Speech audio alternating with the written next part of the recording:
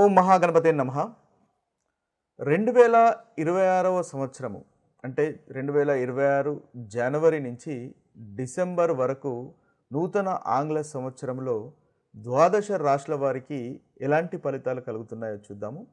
ముందుగా ఈ 2026వ సంవత్సరంలో ఉన్నటువంటి గ్రహస్థితిని కనుక మనం ఒకసారి గమనించినట్టయితే చక్కటి గ్రహస్థితి కనిపిస్తుంది.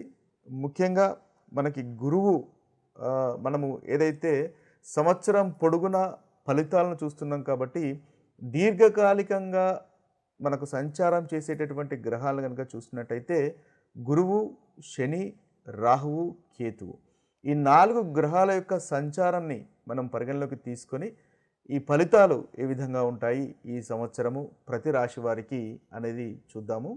అయితే ఈ సంవత్సరము గురువు మనకి ముఖ్యంగా మిథున రాశిలో సంచారం చేస్తున్నాడు. అదేవిధంగా కర్కాటక రాశిలో సంచారం చేస్తాడు. అదేవిధంగా మనకు సింహరాశిలో కూడా గురువు యొక్క సంచారం అనేది ఈ సంవత్సరం ఉంటుంది. ఇక శని యొక్క సంచారము మీనరాశిలో ఉంటుంది. ఇక రాహువు కుంభరాశిలో సంచారం చేస్తున్నాడు. కేతువు సింహరాశిలో సంచారం చేస్తున్నాడు. ఈ శని యొక్క సంచారము, రాహు యొక్క సంచారము, కేతు యొక్క సంచారము ఈ సంవత్సరము వారి ఆ రాశిలో మాత్రమే వారి యొక్క సంచారం ఉంటుంది. అంటే శని మీనరాశిలోను, కేతు సింహరాశిలోను, అదేవిధంగా రాహు కుంభరాశిలోను సంచారం చేస్తారు. అయితే మనకి శని వక్రీకరిస్తాడు. ఒకే రాశిలో సంచారం చేస్తున్నప్పటికీ శని మనకు జూలై 27వ తేదీ రోజు వక్రగతుడవుతాడు. ఇదొకటి మనము కాంబినేషన్ పరిగణలోకి తీసుకోవాలి. అదేవిధంగా మనకు గురువు కూడా మనకి ముఖ్యంగా చూసుకున్నట్టయితే గురువు కూడా వక్రీకరించి ఉన్నాడు. మార్చి 11th వరకు మనకు వక్రీకరించి మిథున రాశిలో ఉంటాడు. అయితే ఈ యొక్క గ్రహ సంచారాన్ని ఈ సంవత్సరం పొడుగున 3 భాగాలుగా మనము విభజించినట్టయితే జనవరి, మే వరకు ఒక భాగము, అదేవిధంగా మనకు జూను మాసంలో మనకు మార్పులు జరుగుతున్నాయి. జూన్ 2వ తేదీన కర్కాటక రాశిలోకి గురువు సంచారం ఉంటుంది. కాబట్టి జూన్ మాసము ఒక సంచారంలో కలిగే మార్పు. ఇక జూలై, అక్టోబర్ కూడా మనం తీసుకున్నట్టయితే జూలైలో శని వక్రగతుడవుతున్నాడు. ఇక అక్టోబర్ 31వ తేదీ గురువు మనకు సింహరాశిలో సంచారం చేస్తున్నాడు. అంటే మనకి అక్టోబర్ తర్వాత నుంచి అదేవిధంగా జనవరి, మే వరకు, జూను, తర్వాత జూలై నుంచి అక్టోబర్ వరకు ఇలా మనం విభజించుకుంటూ మనము ద్వాదశ రాశుల యొక్క ఫలితాలు ఈ సంవత్సరము ఏ విధంగా ఉంటాయో చూద్దాము. మిథున రాశి వారికి 2026 సంవత్సరంలో ఉన్నటువంటి ఫలితాలు కనుక ఒకసారి చూసినట్టయితే ఈ రాశి వారికి ముఖ్యంగా మనము ఈ సంవత్సరంలో ఉన్నటువంటి కాలము జనవరి నుంచి మే వరకు చూసినట్టయితే ఈ రాశి వారికి జనవరి, మే మధ్య భాగంలో దాదాపుగా కేతుగ్రహం వల్ల చాలా చక్కటి ఫలితాలు కలుగుతున్నాయి. ఈ సంవత్సరం మొత్తము కేతుగ్రహం వల్ల మిథున రాశి వారికి అనుకూలమైనటువంటి ఫలితాలు కలుగుతున్నాయి. అయితే జనవరి, మే కాలంలో కనుక చూసినట్టయితే కేతువు వల్ల ఇప్పటి వరకు ఉన్నటువంటి పెండింగ్లో ఉన్నటువంటి పనులు మీరు ఈ సంవత్సరం పూర్తి చేయగలుగుతారు.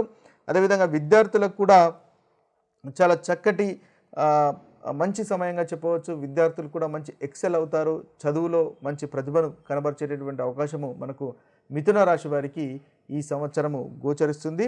అదేవిధంగా జూన్ తర్వాత అంటే జూన్ తర్వాత ఎప్పుడైతే గురువు కర్కాటక రాశిలోకి సంచారం చేస్తాడో, ఎప్పుడైతే జూన్ 2వ తేదీన గురువు కర్కాటక రాశిలోకి సంచారం చేస్తాడు అంటే మిథున రాశి వారికి 2వ ఇంట్లో గురువు యొక్క సంచారం ఉంటుంది. ఇప్పుడు వీరికి చాలా చక్కటి ఫలితాలు కలుగుతాయి. అంటే ఓవరాల్గా సంవత్సరం మొత్తము కేతుగ్రహం యొక్క అనుకూలత ఉంది. మనకి జూన్ 2 తర్వాత గురువు యొక్క వీరికి సంచారం కూడా అనుకూలత అనేది ఏర్పడుతుంది. అయితే గురుగ్రహం వల్ల చాలా చక్కటి ఫలితాలు మీరు వృత్తిలో పొందగలుగుతారు. మీ యొక్క ధనం విషయంలో చాలా చక్కటి ఫలితాలు కలుగుతాయి. ఫైనాన్స్ విషయంలో ముందుకు ప్రోగ్రెస్ అనేది ఉంటుంది. అదేవిధంగా కుటుంబ సభ్యులతో ఆనందంగా, సంతోషంగా గడిపేటటువంటి అవకాశాలు మనకు అధికంగా జూన్ 2 తర్వాత నుంచి గురుగ్రహం వల్ల కలుగుతాయి. సంతానం కోరుకునే వారికి సంతానం కలుగుతుంది. అదేవిధంగా మీ యొక్క వాక్కు వలన మంచి లాభము, వ్యాపారంలో కూడా చక్కటి లాభదాయకంగా ఉంటుంది. దంపతులు ఒకరిపై ఒకరికి గౌరవం అనేది పెరుగుతుంది. తద్వారా ఆనందము, సంతోషం ఉంటుంది. అదేవిధంగా ఉద్యోగం లేని వారికి నూతన ఉద్యోగ అవకాశాలు కూడా కలుగుతాయి. ఆరోగ్యము కాస్త ఇబ్బంది పడుతున్నట్టయితే ఆరోగ్యం కూడా మెరుగుపడుతుంది. శుభకార్యాలు చేయడానికి కాస్త అప్పులు చేసేటటువంటి అవకాశాలు మనకి జూన్ 2 తర్వాత ఈ మిథున రాశి వారికి కనిపిస్తుంది. అయితే జూన్ 2 తర్వాత మీకు ఆత్మవిశ్వాసం పెరుగుతుంది. ముఖ్యంగా ఇప్పటి వరకు కాస్త లోగా ఉన్నటువంటి మీరు జూన్ 2 తర్వాత ఆత్మవిశ్వాసంతో ముందుకు వెళుతారు. తద్వారా మంచి ఆలోచనలు కూడా వస్తాయి. తద్వారా చక్కటి ఫలితాలు ఈ సంవత్సరం మీకు కలుగుతాయి.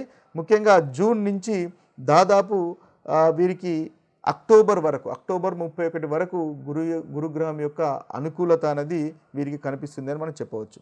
అయితే అక్టోబర్ 31 తర్వాత వీరికి కాస్త మళ్ళీ వృత్తిలో చిన్న చిన్న ఇబ్బందులు ఉండేటటువంటి అవకాశాలు కనిపిస్తున్నాయి. కాబట్టి ఆ విషయంలో కాస్త జాగ్రత్త పడండి. అయితే ఇబ్బందులు వచ్చినప్పటికీ ఎవరో ఒకరు మీకు సహాయ సహకారాలు అనుకోకుండా అందజేస్తారు. తద్వారా ఆ యొక్క ఏదైతే సమస్య ఉంటుందో ఆ సమస్య నుంచి మీరు అక్టోబర్ 31 తర్వాత వచ్చే సమస్యల నుంచి అధిగమించగలుగుతారు. అనుకోకుండా ఎవరైనా వచ్చి మీకు సహాయ సహకారాలు అందిస్తారు. అయితే ముఖ్యంగా ఇంకా చూసినట్టయితే వీరు తండ్రి గారి యొక్క ఆరోగ్యాన్ని కాస్త జాగ్రత్తగా చూసుకోవాల్సినటువంటి అవసరము అక్టోబర్ 31 తర్వాత మనకు గురువు ఎప్పుడైతే సింహరాశిలోకి సంచారం చేస్తాడో అప్పుడు వీరికి కనిపిస్తుంది.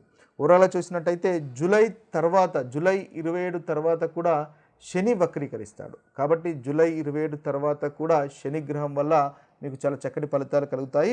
ముఖ్యంగా గురుగ్రహము జూన్ నుంచి, అదేవిధంగా జూలై 27 నుంచి శనిగ్రహం కూడా వక్రీకరించడం వల్ల నవమ భావ ఫలితాలు కూడా కలుగజేస్తాడు. కాబట్టి అప్పుడు కూడా మీకు చాలా చక్కటి ఫలితాలు కలుగుతాయి. శని అష్టమ స్థానంలో ఉండడం వల్ల మీకు ఏదైతే వీరికి ఇబ్బంది ఉందో, శని దశమ స్థానంలో ఉండడం వల్ల ఏదైతే ఇబ్బంది ఉందో మీకు నవమ భావము అంటే భాగ్యస్థానానికి సంబంధించినటువంటి ఫలితాలు కూడా కలుగజేస్తాడు. కాబట్టి చాలా చక్కగా ఉంటుంది. కొత్త పనులు మొదలు పెట్టేటటువంటి అవకాశాలు కనిపిస్తాయి.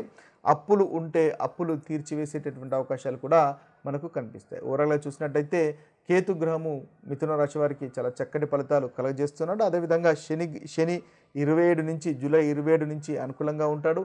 జూన్ 2 నుంచి ముఖ్యంగా మీకు గురువు కూడా అనుకూలంగా ఉంటాడు. కాబట్టి ఈ సంవత్సరం మొత్తము ఈ యొక్క 3 గ్రహాల యొక్క ఫలితాల వల్ల చక్కటి ఫలితాలే మిథున రాశి వారు ఈ సంవత్సరము పొందగలుగుతారు.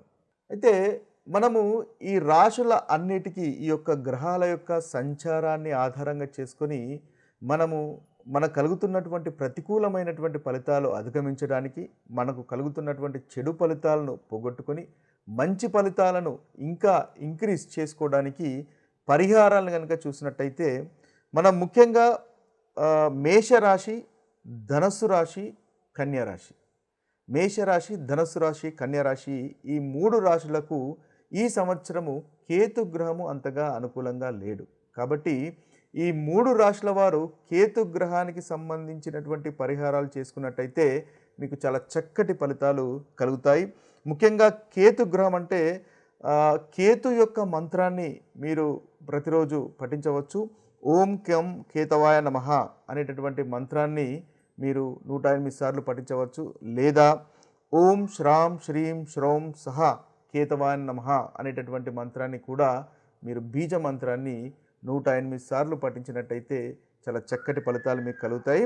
అదేవిధంగా మంగళవారం కానీ శనివారం కానీ ఒకవేళ మీకు ప్రతిరోజు కనుక కుదరకపోయినట్టయితే కనీసం మంగళవారము శనివారము సాయంత్రము ఈ కేతు గ్రహ మంత్రాన్ని పఠించినట్టయితే ఈ సంవత్సరం మొత్తము కేతు వల్ల కలుగుతున్నటువంటి ప్రతికూలమైనటువంటి ఫలితాలు ఈ 3 రాశుల వారు అధిగమించగలుగుతారు. మేషరాశి, ధనస్సు రాశి, అదేవిధంగా కన్యారాశి. ఇక మిగతా రాశులు కనుక చూసినట్టయితే వృషభ రాశి, కర్కాటక రాశి, మకర రాశి, తులారాశి, మిథున రాశి. ఈ యొక్క 5 రాశుల వారు రాహు కేతువుల యొక్క మంత్రాన్ని పఠించినట్టయితే వీరికి చక్కటి ఫలితాలు కలుగుతాయి. అంటే ఈ సంవత్సరంలో ఈ రాశుల వారు రాహు యొక్క గ్రహానికి సంబంధించినటువంటి పరిహారాలు చేసుకోవాలి. అదేవిధంగా కేతుకు సంబంధించినటువంటి పరిహారాలు కూడా చేసుకోవాలి. అంటే ఈ 2 గ్రహాలు ఈ రాశుల వారికి అంతగా అనుకూలంగా లేవు. ముఖ్యంగా వృషభ రాశి వారికి, కర్కాటక రాశి వారికి, మకర రాశి వారికి, తులారాశి వారికి, మిథున రాశి వారికి. అయితే వీరు ముందుగా మనము చెప్పుకున్నట్టుగా కేతు మంత్రాన్ని, కేతు బీజ మంత్రాన్ని 108 సార్లు మంగళవారం కానీ శనివారం కానీ పఠించండి. ఓం శ్రాం శ్రీం శ్రౌం సహా కేతవేన్ నమః అనేటటువంటి మంత్రాన్ని పఠించినట్టయితే చక్కటి ఫలితాలు కలుగుతాయి. అదేవిధంగా ఈ రాశుల వారు ఈ సంవత్సరం పొడుగున గణపతిని ఆరాధించినట్టయితే ఈ కేతు గ్రహం వల్ల కలుగుతున్నటువంటి ప్రతికూలమైనటువంటి ఫలితాలు తొలగిపోయి అనుకూలమైనటువంటి ఫలితాలు కలుగుతాయి. అదేవిధంగా శివుడికి అభిషేకం చేసినా కూడా మనకు ఈ రాశి వారికి చక్కటి ఫలితాలు కలుగుతాయి. అయితే ఈ కేతు గ్రహంతో పాటుగా మనము రాహుగ్రహానికి సంబంధించినటువంటి పరిహారాలు కూడా చేసుకోవాలి. ముఖ్యంగా రాహుగ్రహం అంటే దుర్గామాతను కనుక ఈ రాశుల వారు ఈ సంవత్సరం ఆరాధించినట్టయితే చక్కటి ఫలితాలు కలుగుతాయి. అనుకున్నటువంటి మీకు పనులు నెరవేరుతాయి. ముఖ్యంగా రాహు యొక్క బీజమంత్రాన్ని కూడా మీరు పఠించవచ్చు. ఓం భ్రాం బ్రీం బ్రౌం సహా రాహవేన్ నమః అనేటటువంటి ఈ బీజ మంత్రాన్ని 108 సార్లు రాహుకాలంలో ఉదయం 7 గంటల నుంచి 9 గంటల మధ్య లేదా సాయంత్రము 4 గంటల 30 నిమిషముల నుండి 6 గంటల వరకు పఠించినట్టయితే వీరికి రాహుగ్రహం వల్ల కలుగుతున్నటువంటి ప్రతికూలమైనటువంటి ఫలితాలు కూడా తొలగిపోయి అనుకూలత అనేది కలుగుతుంది.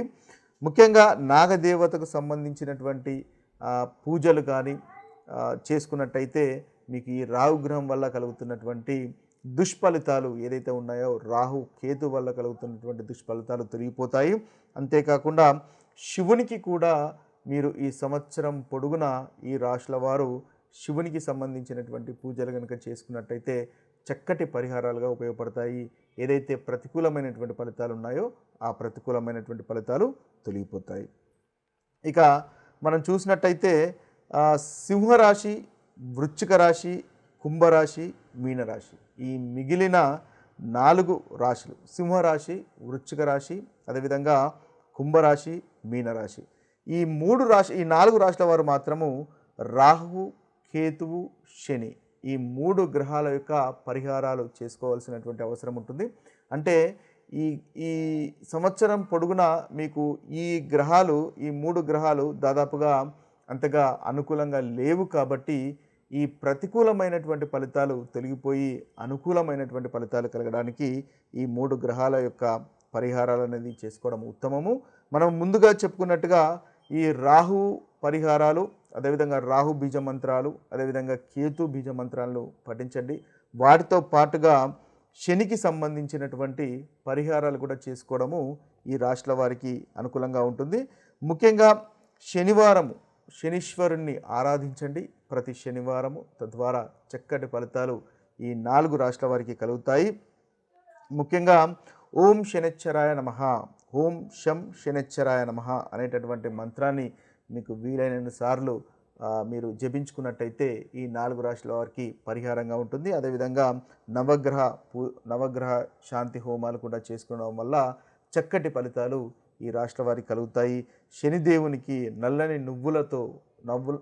నువ్వుల నూనెతో కనుక మీరు దీపం వెలిగించినట్టయితే ఈ సంవత్సరం పొడుగున ఈ రాశుల వారికి చక్కటి ఫలితాలు కలుగుతాయి. అదేవిధంగా బీదలకు కానీ లేని వారికి కానీ వస్త్రాలు దానం చేసినా కూడా మీకు చాలా చక్కటి ఫలితాలు కలుగుతాయి. అదేవిధంగా నాగదేవతకు పూజలు చేసినా కూడా మీకు ఈ రాశుల వారికి చక్కటి ఫలితాలు కలుగుతాయి.